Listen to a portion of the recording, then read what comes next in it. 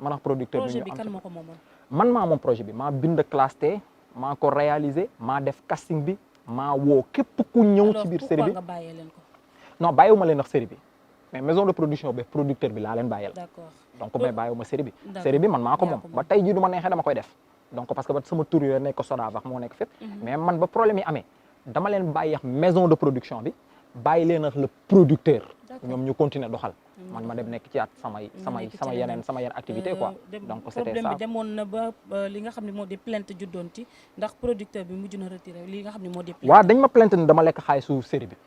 c'est la vérité parce que du ma fi nekk di wiiri wax bi wala di ko kii quoi il est temps que je dis les choses telles qu'elles sont parce que waaw ci beneen étape comme buñ fi toogee nag comme te xam nga ni Le Monde à Dakar tamit dafa nekk site boo xam ni ñu bëri dañ koy bàyyi xel li nga xam ne lépp luy leer tamit fii lay leeree Le Monde à Dakar ñoom leeral boobu dañ ma ne producteur bi lañ dem ci moom ne ko dama lekk xaalis bi d'accord producteur bi woo na ma réunion ama problème yi am woo na ma réunion ma woo staff bi ci boppam ñu toog ma leeral lépp kenn waxul maanaam staff bi ngi toog maa ngi toog ma leeral lépp kenn ngaangul kenn waxul defe naa yooyu yëpp mu ngi fi donc ñu ne man dama lekk ñoom daal liñ ma giñoon mooy nee nañ dama lekk xaalisu tournage bi waaw man leen léegi même man du ma lekk xaalisu tournage bi mënoon nañ bàyyi ba saison 1 bi jeex ñu xam ndax dinaa ko continuer wala du ma ko continuer mais en plein tournage ñooy lekk xaalis en plein tournage maanaam c'est-à-dire ñoom bu ñu nekkoon dañu bàyyi ba production bi jeex wala production bi xëy arrêté ci sama côté kon ma toog rek woon ne leen mënutuñ tourner saison yi fii lay yem wala épisode yi fii lay yem sax ñu ne waa baara foo dugal xaalis bi wala xaalis mais en plein production ñu dem wax loolu producteur bu ma wooyee leeral naa ko ba pare li ci gën a garaaw mooy lan mooy producteur bi ñëw naa ba ne ko dañuy continuer problème bi am na fi ba ñu def réunion ci biir bureau bi foofu ñu réunion boo xam ne réunion bu amoon coow et tout mooy ay réunion tiñal yooyu donc ñëw man ma dem ba ndeysaan maa ngi remercier benn comité de sage bu ñu tegoon maman Asi maman Oumy Diallo Habib Kool ak ku ñu naan Cissé vraiment defoon nañ ci ay effort ci moment boobu noonu ñoo ma woo wañ sama loxo ne ma kaay ñu continuer liggéey bi ma ànd ci continuer liggéey bi donc ba ma ñëwee ne dama bëgg ñu continuer at liggéey bi ba ñu toog ba ñu régler lépp ba ne lépp dañuy continuer lundi bi liggéey c'était un samedi ñu ne dañuy continuer lundi liggéey ba affaire bi yëpp féete côté ba ma war a préparer ba woote ne leen dañuy tourner man def naa audio bi ba tey moo ngi ci man ne leen acteurs yi nañu préparer lundi dañuy commencer à tourner à ma grande surprise le producteur le dimanche samedi bi ñu toogee ba régler problème bi moom le dimanche ñu woot ma téléphone ma ñëw fekk nekk moon sax Dakar ma taal sama oto ñëw ñu ne ma le producteur ne dañuy arrêter projet bi bëggatul liggéey ak yow man noonu laa ci toll defe naa CD yee ngi fi CD yooyu ñoo ma woo man téléphone du producteur bi de ne ma baara producteur bi nee na bëggatul continuer liggéey ak yow série classique dafa bëgg ñu am fii ma laaj ñooñu mais ci quelle raison parce que démb samedi bi dem nañ ba waxtaan ba ne léegi dañuy continuer sax même bu nekkul pour man ak moom sax ñu def ko pour booy acteurs yi au moins ñu sauver honneur ci projet bi te man dama nangu lool te bëggatu moon sax liggéey ak moom mais dama nangu lool rek pour ñu sauver projet bi donc ba ñu waxee loolu ñu ne ma bon man leen noonu la demee ñu ne man leen ndokk kon ñu arrêté projet bi man mën naa continuer projet bi sama bopp te à la base boobu xamuñu ne pression bi ñu teg le producteur sëriñ bi ñu dem ci moom wax ak sëriñ bi pour sëriñ bi woo producteur pour na ko Baara Sall bu mu continuer projet bi parce que boo leen ko continuer yéen ñaar du baax ci yow mais acteur bi ko def sama biir la bokk maanaam acteur bi dem ci benn sëriñ ne sëriñ bi woowal le producteur nga ne ko wax Baara Sall boo leen continuer projet bi du gën ci yow maanaam am na gis nga mën naa ci wax des choses mais tey lii sax dama ko def pour wax leen na ñoom lépp lu ñu doon def suba ba ngoon le fait que ma toogoon sama ruq man xam naa ko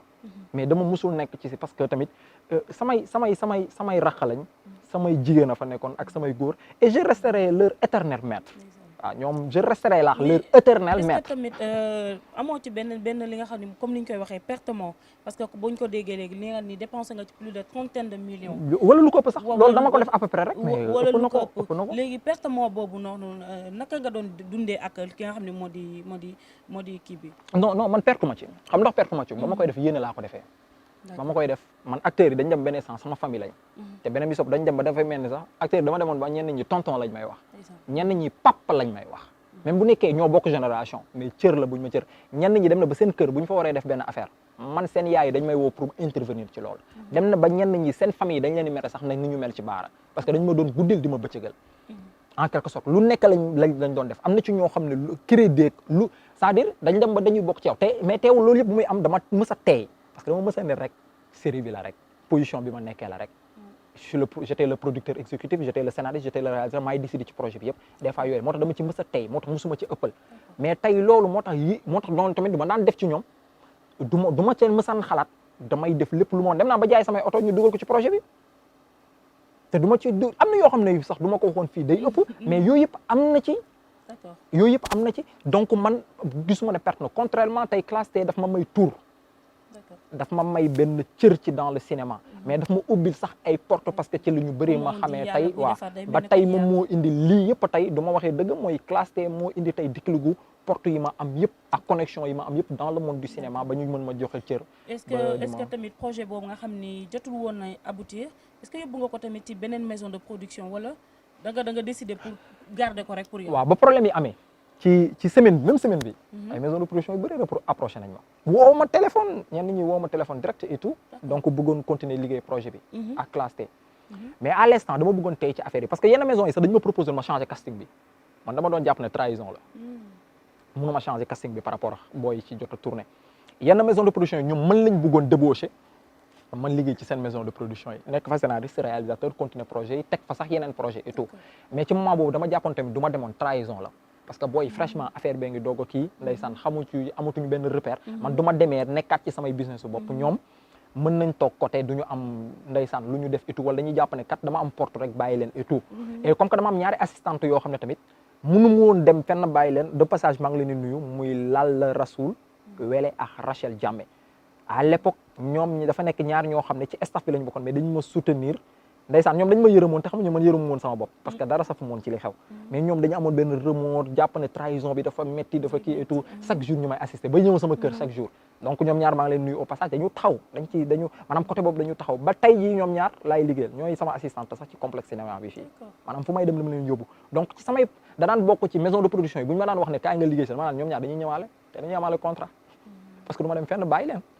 donc doon na indi benn blocage ci côté pour ma demoon liggéey ci yeneen maison de produit yi parce que xalaat moon dem bàyyi leen ñoom ñaar surtout ñoom ñaar parce que dama bëggoon fu may dem ñu topp moom parce que dañ mel nañ noonu ci man quoi te dañu bokk léegi ci man donc loolu taxoon na muy ralentir yu bëri mais tamit benn moment dañu dem ba plainte dugg ci diggante série classe T bi ak man ak le producteur donc il faut la ma xaar procès pour xam lan la tribunal di tranché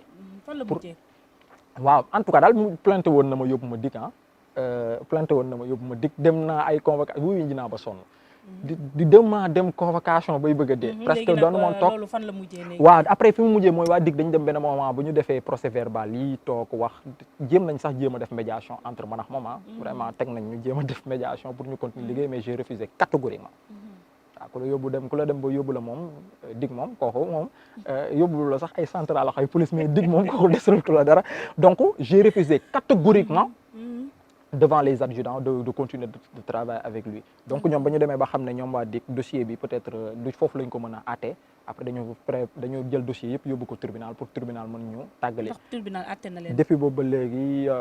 rien. moom retiré wul plainte am. boobu ba léegi tamit man gisuma ko laajuma ko doxuñu ba daje fu ma xam ne mu ngi fa sax du ma fa jaar. d'accord donc dama ko bàyyi mu dund. ok Bara Sarr léegi ci maison de production yi nga xam ne ñoo nekk fii temps yi teg fi tànk ndax yaa ngi approché leen wala ñoom approché nañu pour liggéey ak yow. waaw sant yàlla ci beneen domaine en fait. waaw sant yàlla Dieu sait que man dama nekk nit koo xam dama mës a toog sama ruux certes moment bi ñu nekk nii am naa sama propre maison de prod. d'accord sant yàlla instant bi ñu nekk nii maa ngi liggéey ak MBC Events. d'accord bu monsieur Mamadou Babacar Camara. ma nekk ci actionnaire et tout donc suñu maison de production bu bees bu ñu teg la boo xam ne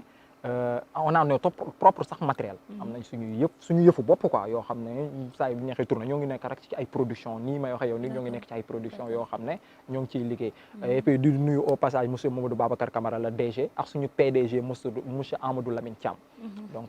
donc ñoo ngi ci actuellement mais maison de production au Sénégal yëpp laa sikkal jàmm.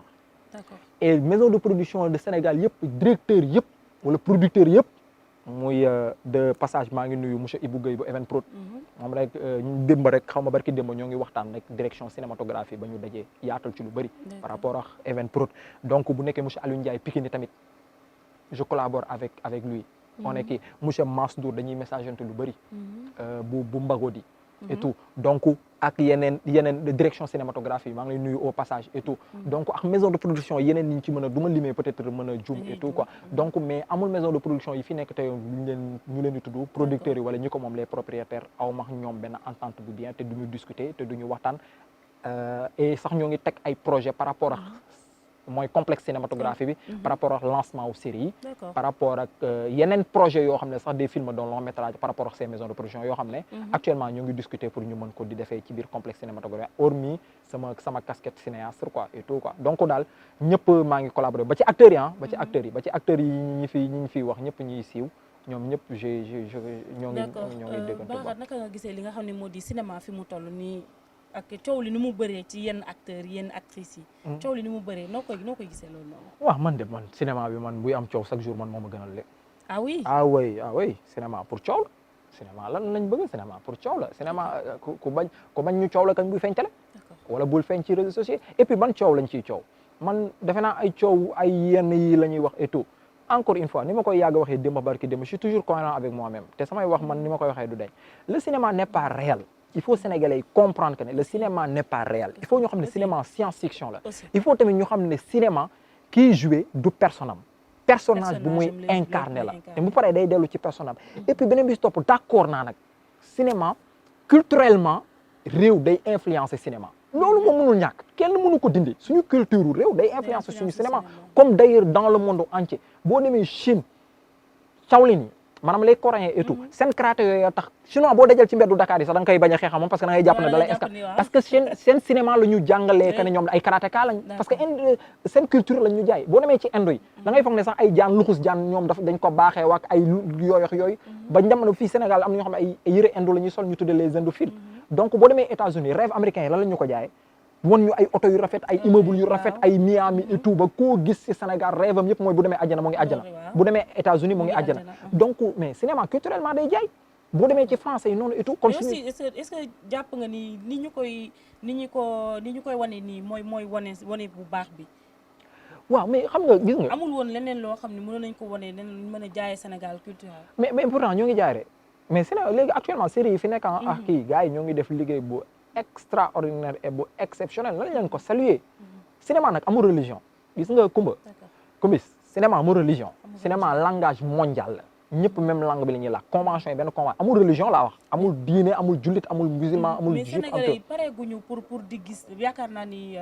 di gis li nga xam ne mooy beneen level ci moo tax suñu cinéma du tardé day ralentir parce que gars yi dañuy mos bu coow bi bëri ñu bàyyi faute boobu ci kan lay doon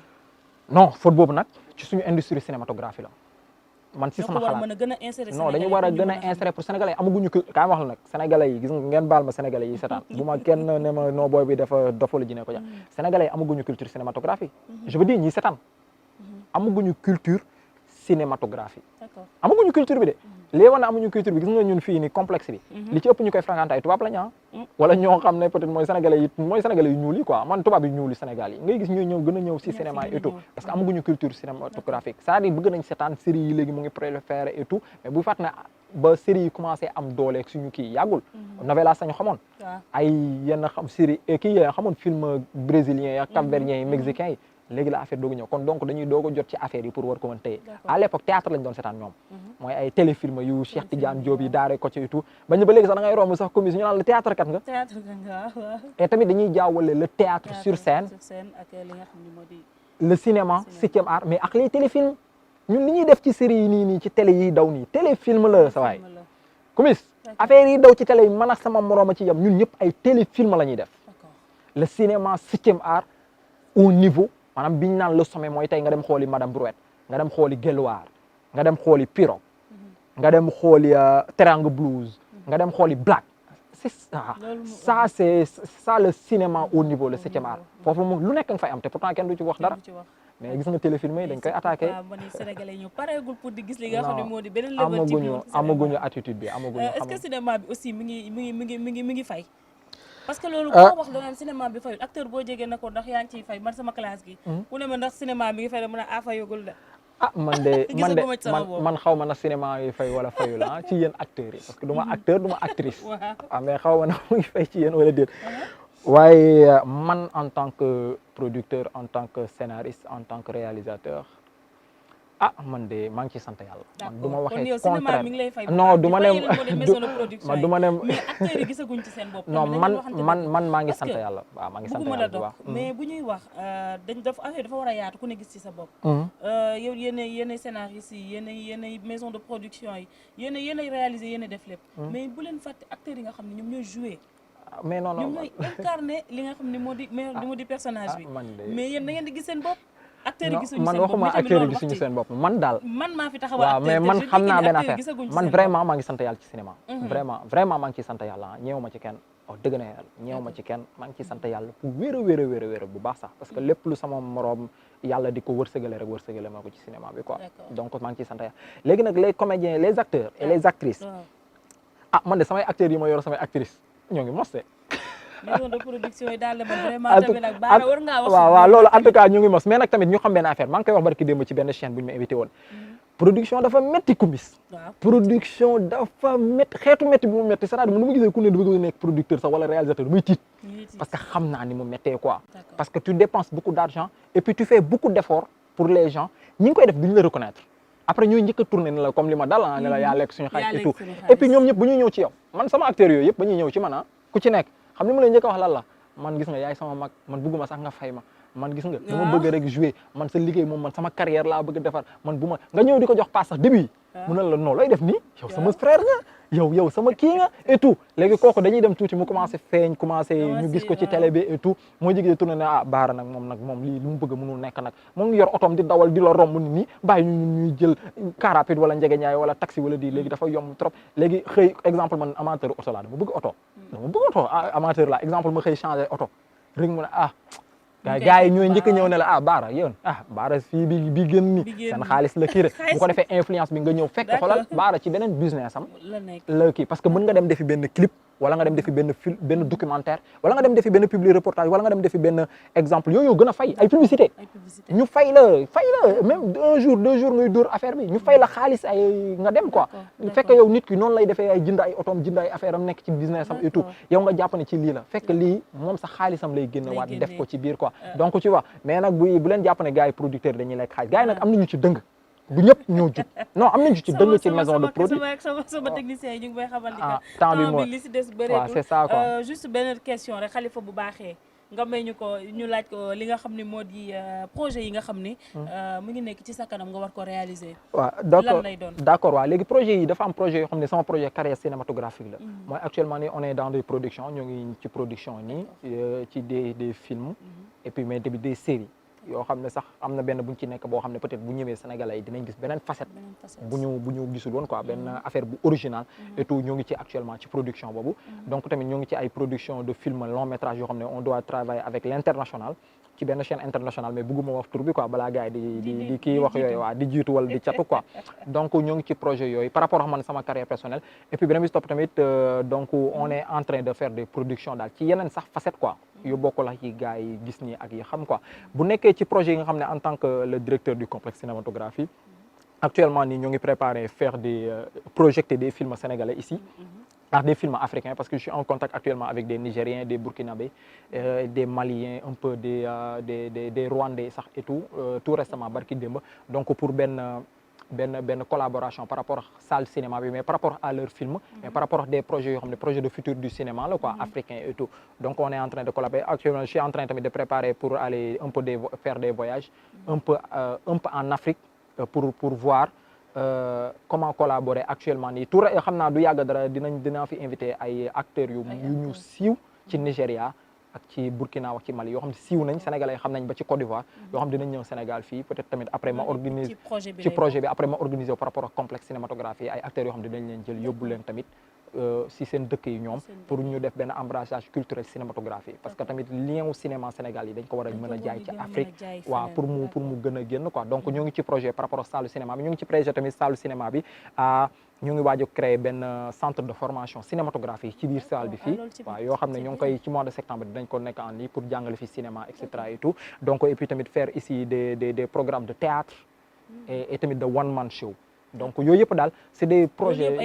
yu bëri yoo xam ne mu ngi ñëw te ci septembre bi rek dañ ko commencer teg en œuvre incha allah ba ñëpp sénégalais yëpp mën ci jot donc daal xam naa ne ci projet yooyu la ñu nekk actuellement ci futur incha allah gars yi mbokk internet yi yaakaar naa ni kontaan ngeen bu baax a baax ci Bara Sall mi nga xam ni moom lañ fi dalaloon tey seen site internet Le Monde à Dakar ci seen émission boobu di Rond Point animatrice bi nga xam ne moo doon présenté di Kumbis Bara ñu bàyyi la nga tàggatoo mbokk internet yi lay seetaan waaw ñu ngi nuyu ñi nga xam ne ñoo ngi ñu doon seetaan yëpp je pense que ne mais émission bi neex naa ko bis émission bi neex na quoi waxloo nga ma ay toj toj quoi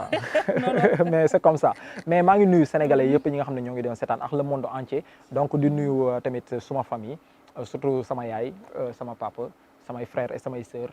samay copains donc ak samay acteurs ak samay actrices donc ci maison yi nga xam ne maanaam ci acteurs yi ma am yëpp ci différents projets yi maa ngi leen nuyu donc di nuyu adduna bi yëpp donc di wax ne rek yàlla na yàlla def jàmm ci réew mi et puis di lancer benn message waaye ngeen baal ma mais Kumbis na état bi dimbali ñi nekk ci banlieue bi sonn nañ trop ñun ñi dëkk peut-être ci centre ville bi yëguñu li metti trop quoi mais keroog dama nekk sama oto di jël péage bi pour ñëw Dakar mais tombé ci action yoo xam ne man émotionnellement sama taux d'émotion dafa faible mooy gaaw ma triste quoi man gaaw ma triste gaaw ma jooy man yooyu nekkuma ci pour nit sax atteindre ma ci tristesse wala ci émotion dafa faible parce que man dara du ma kii quoi mais keroog am naa lu ma metti lool keroog yëg naa lu ma metti quoi au fond de moi quoi ci ni ma gisee population yi ma xam ne ñii nii di def lii gënuma leen peut-être privilège yi ma am amuñu ko mais gënuma leen du ci ndey du ci bàyyi du ci juddu ci dara mais yàlla rek moo def wërsëg yi bokkul quoi donc j'ai vu que ñuy souffrir quoi gis naa ñu sonn trop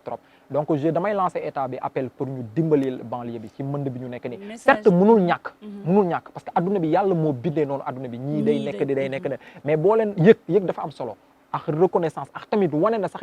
yaa ngi sympathie ak ñoom mais mu dëggu ci ñoom quoi mais ñu bañ ko def pour defantu rek et tout quoi et puis je pense que ne lii du problème boo xam ne war nañ ko mën a ñàkk bañ a régler quoi parce que ñoo ngi régler ay problème ci yeneen yu amul solo que lii nekk fi loolu moom cri de cœur la boo xam ne tey dinaa ko def donc nañ leen dimbali quoi état bi dina si bàyyi xel dina si jot incha allah rabbi mbokk internet yi kontaan nañu bu baax a baax comme ni mu ko waxee na état bi de bàyyi xel ñi nga xam ne ñoo nekk ci banlieue bi sonn nañ trop ak li nga xam ne moo di nawet bi mbënn beeg ñoom it seen loolu benn parenthèse la woon rek boo xam ni fa lekk tamit ki nga xam ne moo di Bara Sall def cri de cœur am boobu te yaakaar naa ne tamit ñi nga xam ne moo di suñu politiciens suñu état dañ ci bàyyi xel mbokk internet yi loolu lañ leen fi indiloon tey ji seen émission Rond Point di leen jox dig daje très bientôt incha allah sama technicien yi ci ginnaaw Khalifa ak Thalès maa ngi leen di bëggee bu baax a baax l'homme au doigt d'or allez ba à prochaine incha allah